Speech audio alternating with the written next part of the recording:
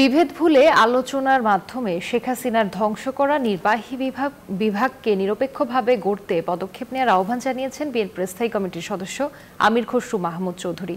দুপুরে রাজধানীর গুলশানে বিএনপির চেয়ারপারসন কার্যালয়ে ঢাকায় নিযুক্ত অস্ট্রেলিয়ার হাইকমিশনার নার্দিয়া সিম্পসনের সঙ্গে বৈঠকে একথা বলেন তিনি। জানান, সুষ্ঠু নির্বাচনের মাধ্যমে গণতান্ত্রিক সরকারের কাছে ক্ষমতা হস্তান্তরে কী ধরনের সংস্কার প্রয়োজন এসব বিষয় নিয়ে আলোচনা হয়েছে।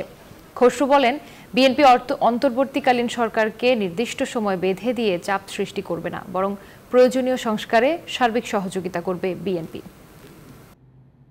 বিশ্বমানের থার্মিক্স রড, সালাম স্টিল থার্মিক্স, দেশের একমাত্র থার্মিক্স রড।